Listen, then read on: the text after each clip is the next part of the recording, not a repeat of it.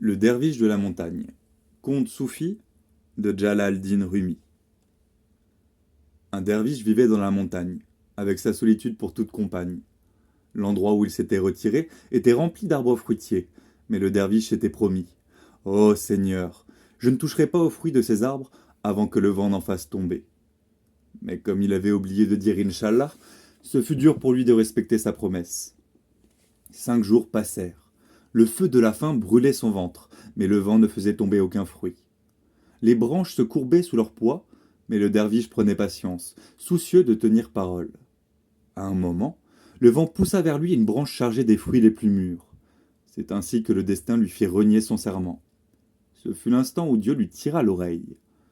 Il y avait, non loin de là, un groupe de voleurs qui étaient en train de partager son butin. Mais des soldats prévenus par des espions leur avaient tendu une embuscade, et tous furent capturés, et notre derviche avec. On coupa la main droite et le pied gauche de chacun d'entre eux. Quand vint le tour du derviche, on commença par lui couper la main. Mais, au moment où on allait lui couper le pied, un cavalier s'écria « Que faites-vous là? Celui-ci est un cheik, un intime de Dieu. Qui lui a coupé la main ?» Le bourreau, plein de tristesse, se mit à lacérer ses vêtements, tandis que le bey venait présenter ses excuses. « Dieu m'est témoin que j'ignorais cela. Pardonne-moi. » Le derviche répondit « Je connais la vraie raison de ceci. Cette main est celle avec laquelle j'ai rompu mon serment. Que mon corps et mon âme soient sacrifiés à la volonté de Dieu.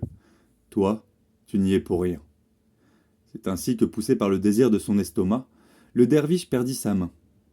Combien d'oiseaux ont-ils laissé leur vie dans un piège à cause de quelques graines? Ce derviche fut surnommé le derviche à la main tranchée. Bien des années plus tard, un homme vint lui rendre une visite impromptue et s'aperçut avec stupeur qu'il était en train de tresser un panier d'osier avec ses 2 mains. Le derviche dit à son visiteur « Pourquoi es-tu venu sans me prévenir? Pourquoi a-t-il fallu que tu commettes semblable bévue ?»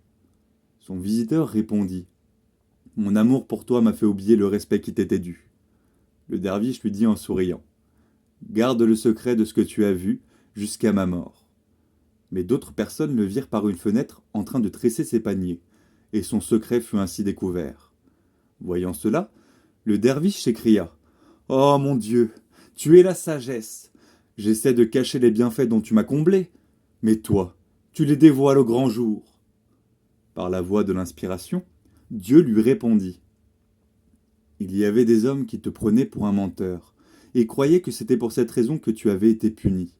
Mais moi, je n'ai pas voulu que de tels blasphèmes se répètent, et c'est pourquoi les faveurs dont je t'ai comblé sont devenues manifestes. »